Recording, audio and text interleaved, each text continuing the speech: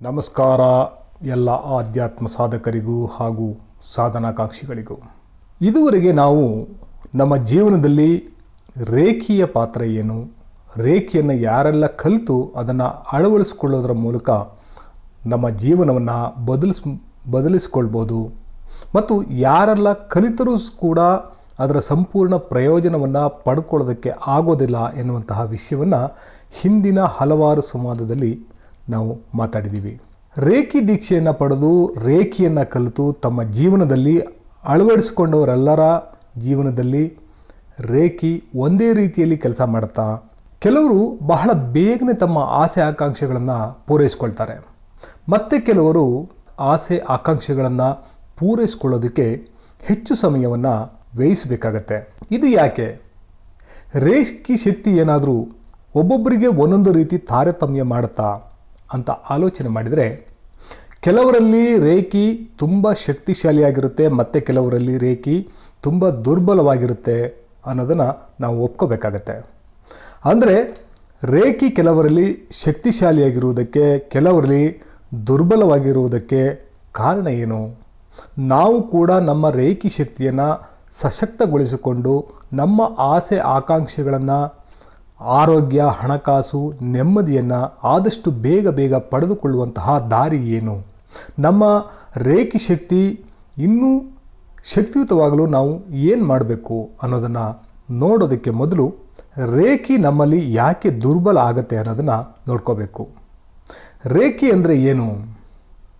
ನಿಮ್ಮಲ್ಲಿ ಈಗಾಗಲೇ ಇರುವಂತಹ ಆತ್ಮಶಕ್ತಿಯ ಜೊತೆಗೆ ವಿಶ್ವಶಕ್ತಿಯ ಸಂಯೋಗಗೊಳಿಸೋದು ಮತ್ತು ಆ ಸಂಯೋಜಿತ ಶಕ್ತಿಯನ್ನು ಪುನಃ ನಮಗೆ ಬೇಕಾದಂತೆ ನಿರಂತರವಾಗಿ ಬಳಸ್ಕೊಳ್ಳೋದು, ಇದಕ್ಕೆ ರೇಖಿ ಅಂತ ಹೇಳ್ತೀವಿ ನಾವು. ಅಂದರೆ ಇಲ್ಲಿ ಎರಡು ವಿಧದ ಶಕ್ತಿಗಳ ಅಗತ್ಯ ಇದೆ. ಒಂದು ನಮ್ಮ ಆತ್ಮಶಕ್ತಿ, ಮತ್ತೊಂದು ಪರಮಾತ್ಮನ ವಿಶ್ವಶಕ್ತಿ. ಇದರಲ್ಲಿ ಯಾವ ಒಂದರ ಕೊರತೆಯಾದರೂ ಸಹ ರೇಖಿ ಶಕ್ತಿ ದುರ್ಬಲ ಆಗುತ್ತೆ.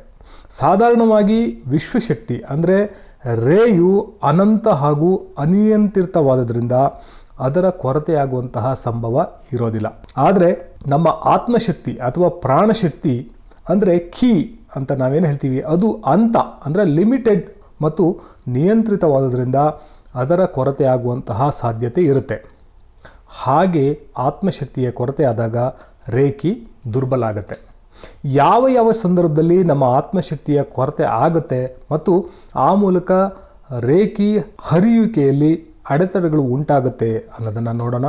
ಹಲವಾರು ಕಾರಣಗಳಿಂದ ರೇಖಿ ದುರ್ಬಲಗೊಳ್ಬೋದು ಅಥವಾ ಕೆಲವರಿಗೆ ರೇಖಿ ನಿಷ್ಪರಿಣಾಮಕಾರಿಯಾಗಿಯೂ ಕೂಡ ಕಾಣಿಸ್ಕೋಬೋದು. ಮೊದಲನೇದಾಗಿ ಅಭ್ಯಾಸದ ಕೊರತೆ. ಮುಖ್ಯವಾಗಿ ನಾವು ಯಾವುದೇ ಕೌಶಲ್ಯವನ್ನು, ವಿದ್ಯೆಯನ್ನು ಪಡ್ಕೋಬೇಕಾದ್ರೆ ಮುಖ್ಯವಾಗಿ ಅಭ್ಯಾಸವನ್ನು ಅಂದರೆ ಪ್ರಾಕ್ಟೀಸ್ ಮಾಡೋದನ್ನು ನಿರಂತರವಾಗಿ ಮಾಡಬೇಕಾಗತ್ತೆ. ಪತಂಜಲಿ ಮಹರ್ಷಿಗಳು ತಮ್ಮ ಯೋಗ ಸೂತ್ರದಲ್ಲಿ ಏನು ಹೇಳಿದ್ದಾರೆ ಅಂದರೆ, ಸತು ದೀರ್ಘಕಾಲೇ ನೈರಂತರ್ಯೇ ಸತ್ಕಾರ ಸೇವಿತೋ ದೃಢ ಭೂಮಿ ಅಂತ ಹೇಳಿದ್ದಾರೆ. ಅಂದರೆ ನೀವು ದೀರ್ಘಕಾಲದವರೆಗೆ ಅಡೆತಡೆ ಇಲ್ಲದೆ ನಿರಂತರವಾಗಿ ಮತ್ತು ಶ್ರದ್ಧೆಯಿಂದ ಏನನ್ನಾದರೂ ಸಾಧನೆ ಮಾಡಿದರೆ ಅದು ನಿಮ್ಮಲ್ಲಿ ದೃಢವಾಗಿ ನೆಲೆ ಊರುತ್ತೆ ಅನ್ನುವಂತಹ ಮಾತನ್ನು ಹೇಳಿದ್ದಾರೆ. ಆದ್ದರಿಂದ ಯಾರು ನಿರಂತರವಾಗಿ ರೇಖಿ ಗುರುಗಳು ಹೇಳಿಕೊಟ್ಟ ಹಾಗೆಯೇ ಅಭ್ಯಾಸವನ್ನು ಮಾಡೋದಿಲ್ವೋ ಅವರಲ್ಲಿ ರೇಖಿ ದುರ್ಬಲ ಆಗುತ್ತೆ. ಯಾವಾಗಲೂ ಒಮ್ಮೆ ನೆನಪು ಮಾಡಿಕೊಂಡು ರೇಖಿಯಿಂದ ಏನಾದರೂ ಪ್ರಯೋಜನ ಪಡ್ಕೊಳ್ಳೋದಕ್ಕೆ ಪ್ರಯತ್ನಿಸಿದಾಗ ಏನು ಮಾಡಬೇಕು ಅನ್ನೋದು ಮರೆತು ಹೋಗ್ಬೋದು ಅಥವಾ ನಿರೀಕ್ಷಿಸಿದ ಫಲಿತಾಂಶ ತುಂಬ ತಡವಾಗಿ ಸಿಗ್ಬೋದು. ಆಗ ಅನಿಸ್ಬೋದು ರೇಖಿ ಯಾಕೋ ಕೆಲಸ ಮಾಡ್ತಾ ಇಲ್ಲ ಅಂತ. ಇನ್ನೊಂದು ಮದ್ಯಪಾನ ನಮ್ಮ ದೈಹಿಕ ಮತ್ತು ಮಾನಸಿಕವಾಗಿ ನಮ್ಮ ನಿಯಂತ್ರಣವನ್ನು ತಪ್ಪಿಸುತ್ತೆ ಮತ್ತು ನಮ್ಮನ್ನು ಭಾವನಾತ್ಮಕವಾಗಿ ದುರ್ಬಲಗೊಳಿಸುತ್ತೆ. ಇಂತಹ ಸಂದರ್ಭದಲ್ಲಿ ರೇಖಿ ಅಭ್ಯಾಸ ಮಾಡೋದರಿಂದ ನಮ್ಮಲ್ಲಿ ಶಕ್ತಿಯ ಸಂಚಾರಕ್ಕೆ ಅಡೆತಡೆ ಉಂಟಾಗುತ್ತೆ. ಕುಡಿದಿರುವ ಸಂದರ್ಭದಲ್ಲಂತೂ ದೈಹಿಕವಾಗಿ ನಾವು ಹಸ್ತಕ್ರಮವನ್ನು ಸರಿಯಾದ ರೀತಿಯಲ್ಲಿ ನಿರ್ವಹಣೆ ಮಾಡೋದು ಕಷ್ಟ ಆಗುತ್ತೆ. ಮಾನಸಿಕವಾಗಿ ನಮ್ಮ ಗುರಿಯ ಮೇಲೆ ನಮ್ಮ ಗಮನವನ್ನು ಕೇಂದ್ರೀಕರಿಸಲು ನಾವು ವಿಫಲವಾಗ್ತೀವಿ. ಆದ್ದರಿಂದ ರೇಖಿಗೆ ಮದ್ಯಪಾನ ಪೂರಕವಾಗಿ ಇರೋದಿಲ್ಲ. ಅತಿಯಾದ ಮತ್ತು ನಿರಂತರವಾದ ಮದ್ಯಪಾನಿಗಳಲ್ಲಿ ರೇಖಿ ಖಂಡಿತವಾಗಿ ದುರ್ಬಲವಾಗುತ್ತೆ. ಅವರು ಬೇರೆ ಸಾಧಕರ ಸಹಾಯದಿಂದ ಮದ್ಯಪಾನ ಚಟದಿಂದ ಹೊರಗಡೆ ಬಂದು ಸಂಪೂರ್ಣವಾಗಿ ಆ ಚಟವನ್ನು ತ್ಯಜಿಸಿ ರೇಖಿ ಸಾಧನೆ ಮಾಡಿದರೆ ಅವರ ಆತ್ಮಶಕ್ತಿ ಹೆಚ್ಚಿ ರೇಖಿ ಅತ್ಯುತ್ತಮವಾಗಿ ಕೆಲಸ ಮಾಡುತ್ತೆ. ಇನ್ನು ಧೂಮಪಾನ. ಬೀಡಿ ಸಿಗರೇಟುಗಳು ಮಾನವನ ನರಮಂಡಲದ ಮೇಲೆ ನೇರ ಪರಿಣಾಮವನ್ನು ಉಂಟು ಮಾಡೋದರಿಂದ ದೇಹದಲ್ಲಿ ಶಕ್ತಿಯ ಸಂಚಾರಕ್ಕೆ ಅಡ್ಡಿ ಉಂಟು ಮಾಡುತ್ತೆ. ಆದ್ದರಿಂದ ಅತಿಯಾದ ಧೂಮಪಾನಿಗಳಲ್ಲಿ ಶಕ್ತಿಯ ಸಂಚಾರ ಕಡಿಮೆಯಾಗಿ ದುರ್ಬಲ ಆಗುತ್ತೆ. ನಿಜ ಹೇಳಬೇಕಂದ್ರೆ ಧೂಮಪಾನ ಪ್ರಾಣಾಯಾಮದ ಒಂದು ನಕಾರಾತ್ಮಕವಾದಂತಹ ರೂಪ. ಯಾರಿಗೆ ಪ್ರಾಣಾಯಾಮದ ಅವಶ್ಯಕತೆ ಇರುತ್ತದೆಯೋ ಅಂಥವರು ತಮಗೆ ತಿಳಿಯದೆ ತಪ್ಪು ದಾರಿಗೆ ಹೋಗಿ ಧೂಮಪಾನಿಗಳಾಗಿರ್ತಾರೆ. ಅಂಥವರು ಪ್ರಾಣಾಯಾಮದ ಅಭ್ಯಾಸ ಮಾಡೋದ್ರಿಂದ ಅದರಿಂದ ಹೊರಗಡೆ ಬರ್ಬೋದು. ಧೂಮಪಾನ ಮತ್ತು ಮದ್ಯಪಾನಗಳು ನೈತಿಕವಾಗಿಯೂ ಕೂಡ ತಪ್ಪು. ಆದ್ದರಿಂದ ರೇಖಿ ಸಾಧಕರು ಅದನ್ನು ತ್ಯಜಿಸೋದು ತುಂಬ ಒಳ್ಳೆಯದು. ಇನ್ನು ಮಾಂಸಾಹಾರದ ಬಗ್ಗೆ ಒಂದು ದೊಡ್ಡ ಗೊಂದಲ ಬಹುಶಃ ನಮ್ಮ ದೇಶದಲ್ಲಿ ಹೆಚ್ಚಿರ್ಬೋದು. ಮಾಂಸಾಹಾರ ಸೇವನೆ ಮಾಡಿದಾಗ ರೇಖಿಯ ಅಭ್ಯಾಸ ಮಾಡಬಹುದೇ ಅಥವಾ ಮಾಡಬಾರ್ದೇ ಅನ್ನೋದು. ರೇಖಿಗೆ ಮಾಂಸಾಹಾರ ಸೇವನೆ ವಿರುದ್ಧವಾದದ್ದು ಅಲ್ಲ.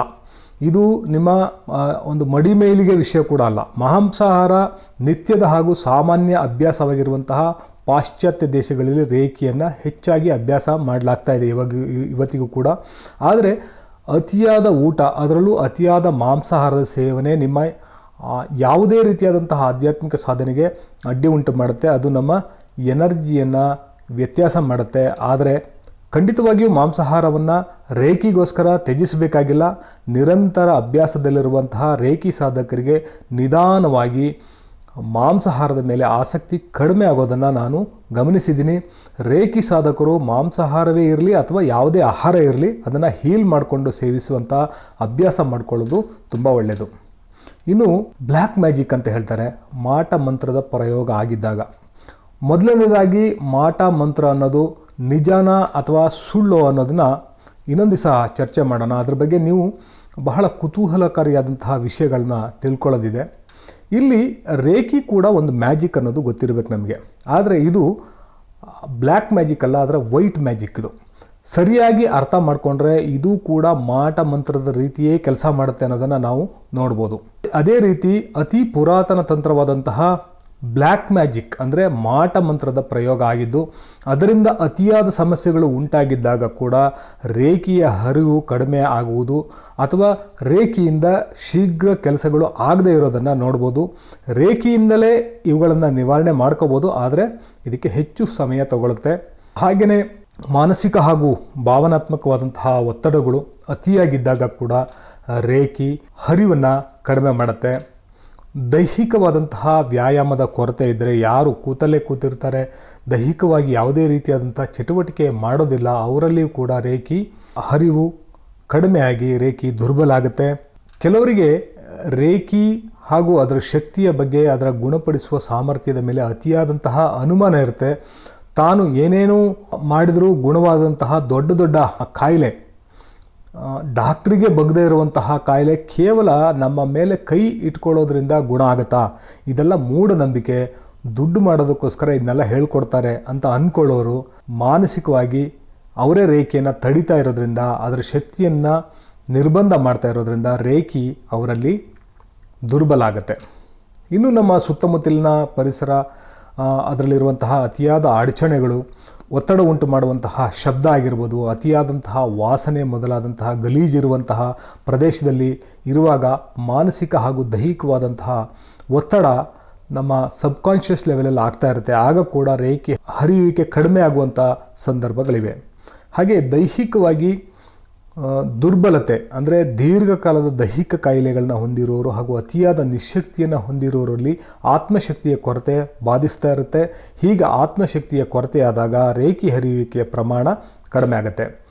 ಇನ್ನು ರೇಖಿ ತತ್ವಗಳನ್ನು ಅಳವಡಿಸಿಕೊಳ್ಳದೇ ಇರುವಂಥದ್ದು, ಯಾರು ಅತಿಯಾದ ಕೋಪವನ್ನು ಹೊಂದಿರ್ತಾರೆ ಅವರಲ್ಲಿ ಆತ್ಮಶಕ್ತಿ ದುರ್ಬಲ ಆಗಿರುತ್ತೆ. ಅತಿಯಾದ ಚಿಂತೆಯನ್ನು ಹೊಂದಿರೋರಲ್ಲಿ ಕೂಡ ಆತ್ಮಶಕ್ತಿ ದುರ್ಬಲ ಆಗಿರುತ್ತೆ.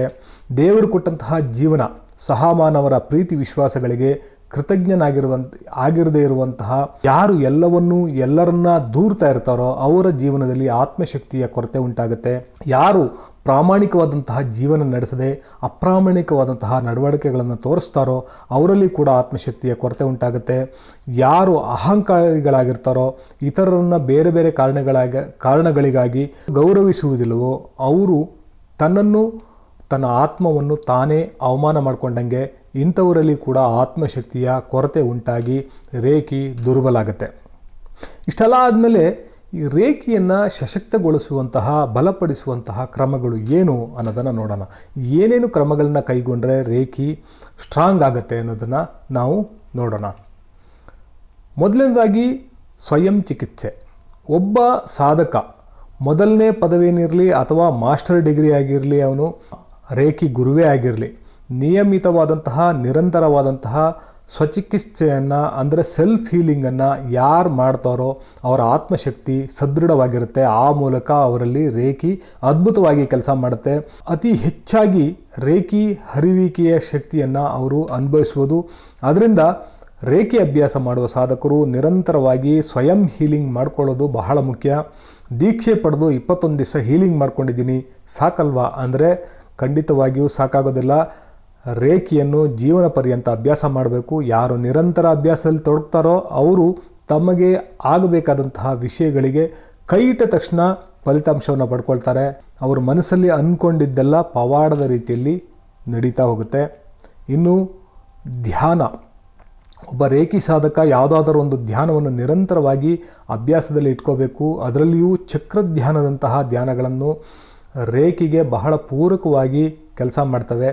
ಧ್ಯಾನವನ್ನು ಮಾಡುವ ವ್ಯಕ್ತಿಯ ಆತ್ಮಶಕ್ತಿ ಅತ್ಯಂತ ಹೆಚ್ಚಾಗಿರುತ್ತೆ. ಅಂಥವರಲ್ಲಿ ರೇಖಿಯ ಪರಿಣಾಮ ಕೂಡ ಹೆಚ್ಚಾಗಿರೋದನ್ನು ನೋಡ್ಬೋದು.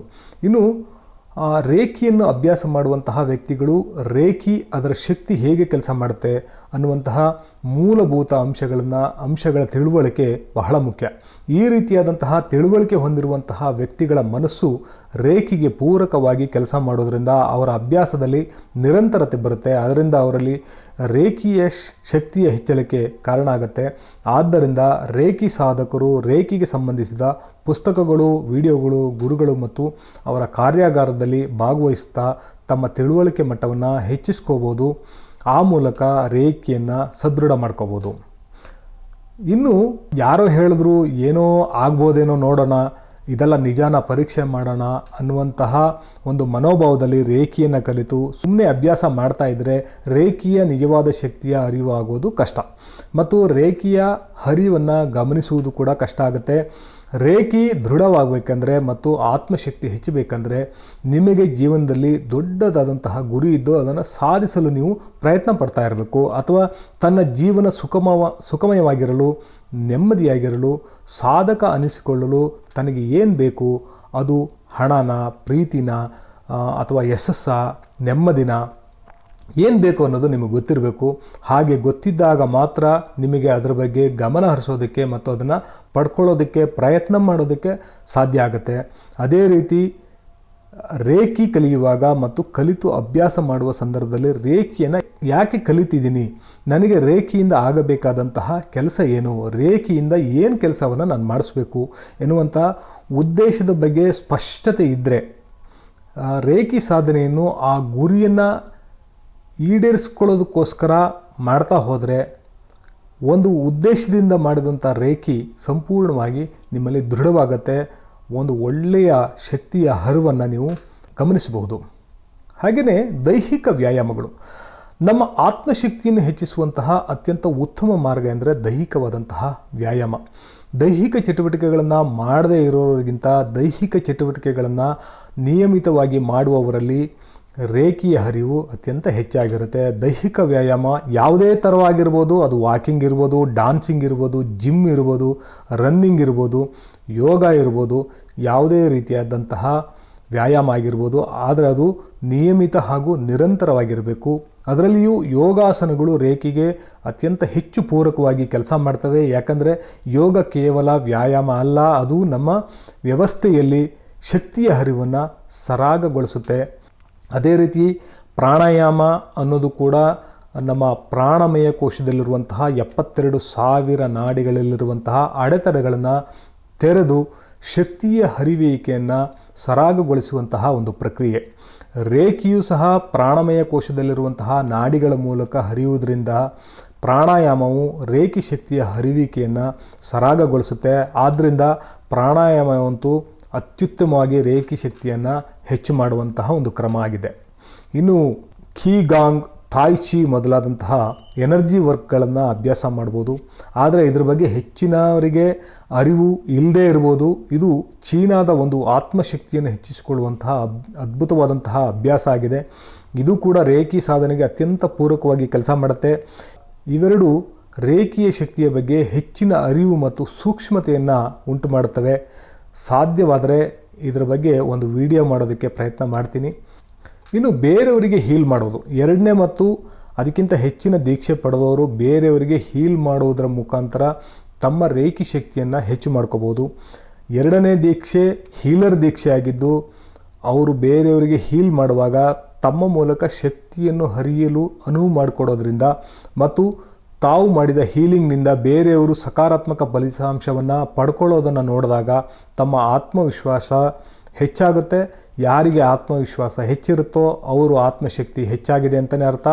ಆತ್ಮಶಕ್ತಿ ಹೆಚ್ಚಾದಂತೆ ರೇಖಿಯ ಶಕ್ತಿ ಸಹ ಹೆಚ್ಚಾಗ್ತಾ ಹೋಗುತ್ತೆ. ಇನ್ನು ರೇಖಿ ತತ್ವಗಳನ್ನ ಅಳವಡಿಸ್ಕೊಳ್ಳೋದು, ಇವತ್ತು ನಾನು ಕೋಪ ಮಾಡ್ಕೊಳ್ಳೋದಿಲ್ಲ, ಇವತ್ತು ನಾನು ಚಿಂತಿಸೋದಿಲ್ಲ, ಇವತ್ತು ನಾನು ಕೃತಜ್ಞನಾಗಿರ್ತೀನಿ, ಇವತ್ತು ನಾನು ಪ್ರಾಮಾಣಿಕವಾಗಿರ್ತೀನಿ, ಇವತ್ತು ನಾನು ಎಲ್ಲವರನ್ನ ಗೌರವಿಸ್ತೀನಿ ಅನ್ನುವಂತಹ ರೇಖಿ ತತ್ವಗಳನ್ನು ಯಾರು ಬೇಕಾದರೂ ಜೀವನದಲ್ಲಿ ಅಳವಡಿಸಿಕೊಂಡು ಯಶಸ್ಸನ್ನು ಗಳಿಸ್ಬೋದು. ಕೋಪ ಇಲ್ಲದೆ ಇರೋನಿಗೆ, ಚಿಂತೆ ಇಲ್ಲದೆ ಇರೋನಿಗೆ, ಜಗತ್ತಿಗೆ ಕೃತಜ್ಞನಾಗಿರೋನಿಗೆ, ಪ್ರಾಮಾಣಿಕನಾಗಿರೋನಿಗೆ, ಎಲ್ಲರಲ್ಲಿ ದೇವರನ್ನು ನೋಡುವಂತಹ, ಎಲ್ಲರನ್ನೂ ಗೌರವಿಸುವಂತಹ ವ್ಯಕ್ತಿಗೆ ಆತ್ಮಶಕ್ತಿ ಉನ್ನತ ಮಟ್ಟ ತಲುಪುತ್ತೆ. ಅದರ ಬಗ್ಗೆ ಯಾವುದೇ ಅನುಮಾನ ಇಲ್ಲ. ಅವನು ರೇಖಿ ಸಾಧಕನಾಗಿದ್ದರೆ ಅವನಲ್ಲಿ ರೇಖಿಯ ಹರಿವು ಅತ್ಯಂತ ಅದ್ಭುತವಾಗಿರುತ್ತೆ. ಇನ್ನು ನೈತಿಕ ಜೀವನ ನಡೆಸೋದು ಅಂದರೆ ಪ್ರಸ್ತುತ ಸಮಾಜದಲ್ಲಿ ಒಪ್ಪಿತವಾದಂತಹ ರಾಜಕೀಯ, ಕೌಟುಂಬಿಕ, ಸಾಮಾಜಿಕ, ಆರ್ಥಿಕ, ಧಾರ್ಮಿಕವಾದಂತಹ ಮೌಲ್ಯಗಳಿಗೆ ಬೆಲೆ ಕೊಡೋದು, ಅವುಗಳನ್ನು ಅನುಸರಿಸೋದು. ಆಧ್ಯಾತ್ಮಿಕವಾಗಿ ಸಹಾನುಭೂತಿ, ಸಹಕಾರ, ಪ್ರೀತಿ, ವಿಶ್ವಾಸಗಳನ್ನು ವ್ಯಕ್ತಪಡಿಸೋದು, ತನ್ನ ಸ್ವಾರ್ಥಕ್ಕೆ ಬೇರೆಯವರನ್ನು ದುರುಪಯೋಗ ಮಾಡಿಕೊಳ್ಳದೆ ಇರೋದು, ಇವೆಲ್ಲ ನೈತಿಕ ವಿಚಾರಗಳು. ಒಬ್ಬ ಸಾಧಕನು ಹೀಗೆ ಬದುಕೋದ್ರಿಂದ ತನ್ನ ಆತ್ಮಶಕ್ತಿಯನ್ನು ಕಾಪಾಡಿಕೊಳ್ಳಬಲ್ಲ, ಆ ಮೂಲಕ ತನ್ನ ರೇಖೆಯನ್ನು ದೃಢ ಮಾಡಿಕೊಳ್ಳಬಲ್ಲ. ಕೆಲವು ಪುರಾತನ ಹಾಗೂ ಆಧುನಿಕವಾದಂತಹ ದೇವಾಲಯಗಳಿವೆ. ಅವು ಅಲ್ಲಿ ಭೇಟಿ ಕೊಟ್ಟವರ ನಕಾರಾತ್ಮಕ ಆಹಾರವನ್ನು ಸ್ವಚ್ಛಗೊಳಿಸುವಂತಹ ಕೆಲಸ ಮಾಡುತ್ತೆ. ಕೆಲವು ದೇವಾಲಯಗಳು ಕೆಲವರ ಶಕ್ತಿಗೆ ಚೆನ್ನಾಗಿ ಹೊಂದ್ಕೊಳ್ಳುತ್ತೆ. ನೀವು ಆಸ್ತಿಕರಾಗಿದ್ದರೆ ನಿಮ್ಮ ಎನರ್ಜಿಗೆ ಹೊಂದ್ಕೊಳ್ಳುವಂತಹ ದೇವಾಲಯವನ್ನು ನೀವು ಹುಡುಕೊಳ್ಳಿ. ನಿಮ್ಮ ಕುಲದೇವರ, ಮನೆ ದೇವರ ಆಲಯಗಳು ನಿಮ್ಮ ಶಕ್ತಿ ಕ್ಷೇತ್ರಕ್ಕೆ ಚೆನ್ನಾಗಿ ಹೊಂದ್ಕೊಳ್ಳುತ್ತೆ. ಅಲ್ಲಿಗೆ ಆಗಾಗ ಭೇಟಿ ಕೊಡ್ತಾ ಇರುವುದು, ಮನೆಯಲ್ಲಿ ಕೂಡ ಪೂಜೆ ಪುನಸ್ಕಾರಗಳನ್ನ ಮಾಡ್ತಾ ಇರೋದು ತುಂಬ ಒಳ್ಳೆಯದು. ಇದು ಕೂಡ ನಿಮ್ಮ ಆತ್ಮಶಕ್ತಿಯ ಹೆಚ್ಚುವಿಕೆಯಲ್ಲಿ ಕೆಲಸ ಮಾಡುತ್ತೆ. ಮತ್ತು ನಿಮ್ಮ ಗುರುಗಳ ಸಂಪರ್ಕದಲ್ಲಿ ನೀವಿರಿ. ನೀವು ಮನಸಾರೆ ಒಪ್ಪಿಕೊಂಡಂತಹ ಗುರುಗಳ ಮಾತು ಕೇಳಿ ಅವರೊಂದಿಗೆ ಸತ್ಸಂಗ ಮಾಡಿ, ಅದು ಕೂಡ ನಿಮ್ಮ ಆತ್ಮಶಕ್ತಿಯ ಹೆಚ್ಚಳಕ್ಕೆ ಕೊಡುಗೆಯನ್ನು ಕೊಡುತ್ತೆ. ಆ ಮೂಲಕ ನಿಮ್ಮ ರೇಖಿ ಶಕ್ತಿಯ ಹೆಚ್ಚಳಕ್ಕೆ ಕಾರಣ ಆಗುತ್ತೆ. ಕೆಲವರಿಗೆ ರೇಖಿ ದೀಕ್ಷೆ ಪಡ್ಕೊಂಡು ಕೆಲವು ಕಾಲ ಒಳ್ಳೆ ರೀತಿಯಾದಂತಹ ರೇಖಿ ಹರಿಯುವಿಕೆಯ ಅನುಭವಕ್ಕೆ ಬರುತ್ತೆ. ನಂತರ ಕೆಲವಷ್ಟು ಕಾಲ ಕಳೆದ ಮೇಲೆ ಬೇರೆ ಬೇರೆ ಕಾರಣಗಳಿಂದ ರೇಖಿಯ ಹರಿವು ನಿಂತು ಹೋದ ಹಾಗಾಗತ್ತೆ. ಆಗ ಮತ್ತೆ ರೇಖಿ ಗುರುಗಳನ್ನ ಭೇಟಿಯಾಗಿ ಅವರಲ್ಲಿ ಚರ್ಚೆ ಮಾಡಿದರೆ ಅವರು ನಿಮಗೆ ರೇಖಿಯನ್ನು ಪುನಶ್ಚೇತನಗೊಳಿಸೋದಕ್ಕೋಸ್ಕರ ಹೀಲಿಂಗ್ ದೀಕ್ಷೆ ಅನ್ನುವಂತಹ ಒಂದು ದೀಕ್ಷೆಯನ್ನು ಕೊಡ್ತಾರೆ. ಆಗ ಪುನಃ ರೇಖಿ ಮೊದಲನೇ ರೀತಿಯೇ ಕೆಲಸ ಮಾಡೋದಕ್ಕೆ ಶುರುವಾಗುತ್ತೆ. ಇಷ್ಟು ಮಾತ್ರ ಅಲ್ಲ, ಇನ್ನೂ ಅನೇಕ ವಿಚಾರಗಳು ಈ ವಿಷಯದಲ್ಲಿ ಹೇಳ್ಬೋದು. ಆದರೆ ಸದ್ಯಕ್ಕೆ ಮತ್ತು ಮುಖ್ಯವಾಗಿ ಇಷ್ಟು ವಿಷಯಗಳನ್ನು ನೀವು ತಿಳ್ಕೊಂಡಿರೋದು ಒಳ್ಳೆಯದು. ಈ ವಿಡಿಯೋ ನಿಮಗೆ ಇಷ್ಟ ಆಗಿದ್ದರೆ ಇದನ್ನು ನಿಮ್ಮ ಪ್ರೀತಿ ಪಾತ್ರರ ಜೊತೆಗೆ ಹಂಚ್ಕೊಳ್ಳಿ. ಏನಾದರೂ ಅನುಮಾನಗಳಿದ್ದರೆ ಕಮೆಂಟ್ ಮಾಡಿ, ಲೈಕ್ ಮಾಡಿ. ರೇಖಿ ಕಲಿಬೇಕು ಅಂದ್ಕೊಂಡಿರೋರನ್ನ ನಾನು ನೇರವಾಗಿ ನಮ್ಮ ತರಗತಿಯಲ್ಲಿ ಭೇಟಿ ಮಾಡ್ತೀನಿ. ಉಳಿದವ್ರನ್ನ ಮುಂದಿನ ವಿಡಿಯೋದಲ್ಲಿ ಭೇಟಿ ಮಾಡ್ತೀನಿ. ನಮಸ್ಕಾರ. ನಾನು ರವಿ, ರೇಖಿ ಮಾಸ್ಟರ್, ನ್ಯೂಮರಾಲಜಿಸ್ಟ್, ಹಿಪ್ನೋಥೆರಪಿಸ್ಟ್. ಧನ್ಯವಾದಗಳು.